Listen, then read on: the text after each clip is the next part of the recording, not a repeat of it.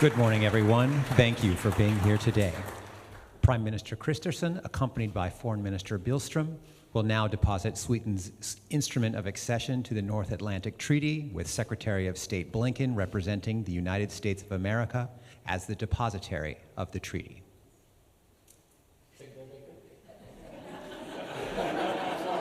Be patient. Just allow me to present the Swedish document of accession to NATO. Thank you so much for receiving it. Allow me 30 seconds. Thank you so much. Welcome.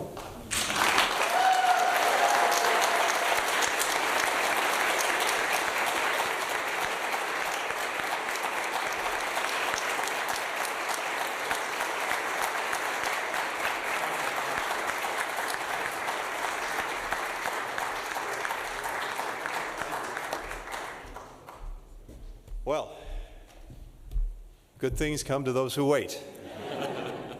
No better example. But with receipt of this instrument of accession, let me be the very first to welcome Sweden as a party to the Washington Treaty and the 32nd member of the North Atlantic Treaty Organization.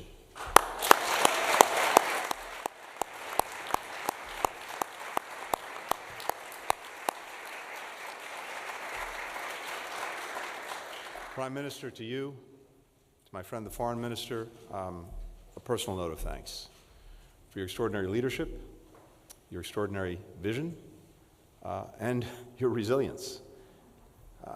This has been a little bit of a road, but I think we've known from day one that we would be here today, and now we are. This is a historic moment for Sweden. It's historic for our alliance. It's historic for the transatlantic relationship. Our NATO alliance, our defensive alliance, is now stronger and larger than it's ever been. But I think if you step back and think of where we were 3 years ago, none of this was foreordained, and in fact, none of this was foreseeable.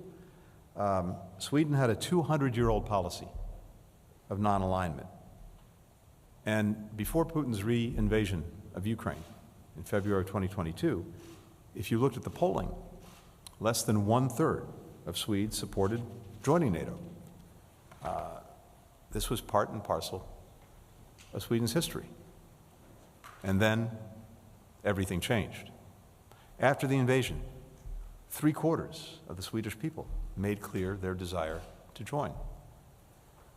Swedes realized something very profound, that if Putin was willing to try to erase one neighbor from the map, then he might well not stop there. And if he was allowed to proceed with impunity, not only would his aggression potentially continue, but would-be aggressors everywhere would get the message that it was open season. And so the Swedish people stood up not only for their own country, but stood up to the common responsibility that we share to try to make sure that the very foundations of the international system that we all rely on to have peace, to have security, to have opportunity, when they were challenged, we were there to defend them. Sweden was there to defend them. And I think what this tells us even more profoundly is the reaffirmation of Sweden's democratic character. Change driven by its people, by its citizens. There's also no clearer example than today of the strategic debacle that Putin's invasion of Ukraine has become for Russia. We see a Russia that is now weaker militarily, economically, diplomatically. Its standing in Ukraine has changed dramatically, whereas before 2014, the first invasion, people were open to positive relations with Russia. Now virtually the entire society, and not just today, probably for generations, is turned against Russia because of its aggression. And fundamentally, our alliance is now, as I said, both larger and stronger than it's ever been. And we see again and again and again that everything Putin sought to prevent, he's actually precipitated by his actions, by his aggression. And there's no clearer example of that than Sweden becoming a member of this alliance. But even once that decision was made, none of this was easy, none of this was obvious. It's taken 2 years, nearly 2 years, of tireless diplomacy, together with the extraordinary Secretary General of NATO, Jens Stoltenberg, to achieve ratification by every NATO member. And again, the determination of Sweden's leadership, the extraordinary diplomacy that it's exerted, making sure that every question was answered, every challenge was met, every obstacle was overcome. That's what brought us to today. Now, some doubted did we get here? We never did, and we are here. This, of course, is also built on an extraordinary foundation of partnership between Sweden and NATO that goes back many, many years. Sweden's long been an active partner with NATO allies, training together, exercising together, working together.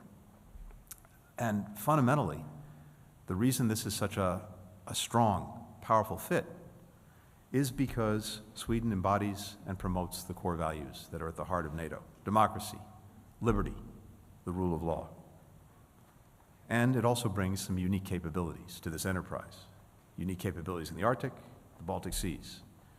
And this year, of course, Sweden will contribute more than 2% of its GDP to defense and continue to show the way for all NATO members. If you go back to 1949, at the signing of the NATO treaty, President Truman said this, and I quote, "In taking steps to prevent aggression against our own peoples, we have no purpose of aggression against other peoples. We hope to create a shield against aggression and the fear of aggression, a bulwark which will permit us to get on with the real business of government and society, the business of achieving a fuller and happier life for all of our citizens."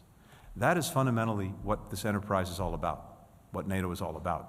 It's making sure that together we are creating an environment in which our people are safe, secure, and can meet their full potential.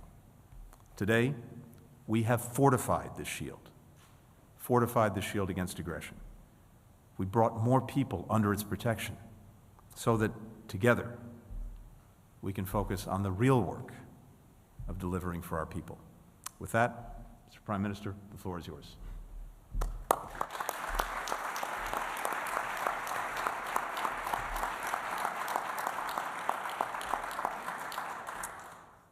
Thank you so much, Mr. Secretary. Antony, thank you so much. Today is a truly historic day. Sweden is now member of NATO. We are deeply grateful for the overwhelming bipartisan congressional support for Sweden's accession and for the strong leadership from the US administration leading the way on ratification and security assurances. I would personally like to thank both President Biden and you, Secretary Blinken, for your invaluable efforts and personal commitments during the accession process. I would also like to thank all NATO allies who have supported our accession and welcoming Sweden as a 32nd member of the alliance. We are humble, but we are also proud. We will live up to high expectations from all NATO allies. United we stand. Unity and solidarity will be Sweden's guiding light as a NATO member. We will share burdens, responsibilities, and risks with other allies. Today is, as Secretary Blinken said, it's a victory for freedom today. Sweden has made a free, democratic, sovereign, and united choice to join NATO. There is an overwhelming support in our parliament and among our people. That is a strength, both for Sweden and for the alliance. And as a strong democracy, Sweden will stand for the values in the Washington Treaty, signed just a few blocks from here 75 years ago. Freedom, democracy, individual liberty, and the rule of law. Sweden is, as was mentioned now, leaving 200 years of neutrality and military non-alignment behind. It is a major step, but at the same time, a very natural step. Membership means that we are coming home to the Alliance for Peace and coming home to the Alliance for Freedom, to which many democracies already belong. Also home to our neighbors' security cooperation, home to the circle of countries where we, for generations, have belonged. We will defend freedom together with the countries closest to us, both in terms of geography, culture, and values. The security situation in our region has not been this serious since the Second World War. Russia will stay a serious threat to the Euro-Atlantic security for the foreseeable future. It was in this light that Sweden applied to join the NATO Defense Alliance, to gain security, but also to provide security. We have unique capabilities to contribute on land, in the air, at sea. Our support to Ukraine is a fundamental part of that. Ukraine is fighting bravely for its freedom, but they are also defending European freedom. At the same time, we are strengthening our defense and doubling the defense budget right now. From this year onwards, Sweden meets the NATO standard of 2% of GDP to defense spendings. This is important for NATO security, obviously, and to burden sharing. We are increasing the numbers of conscripts, strengthening civil defense, and reintroducing civilian service in Sweden. We have been prepared for this task for quite a while, and I'm very pleased to take this very final step. Sweden is joining NATO is not the end of something. It's a beginning of something new. I look forward to making the world safer and freer together with the United States and all other NATO allies. And allow me, finally, a very short summary in Swedish. En väldigt kort sammanfattning på svenska. Det är en i sanning historisk dag idag. Sverige är från och med nu medlem i NATO. Jag vill personligen tacka både president Joe Biden och utrikesminister Blinken för ovärderliga insatser och deras personliga engagemang under hela den här anslutningsprocessen. Sverige lämnar nu 200 år av neutralitet och militär alliansfrihet. Det är ett stort steg, men också ett väldigt naturligt steg. Det här är en gemensam framgång för Sverige. Det är en historiskt kort process som tidvis ändå har känts lång. Ett arbete som har krävt otålighet och uthållighet i skön förening.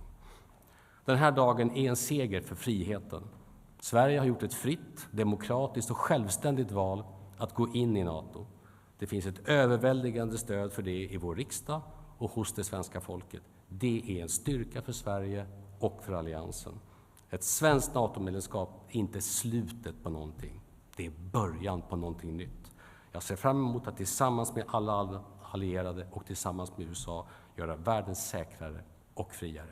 Thank you all so much.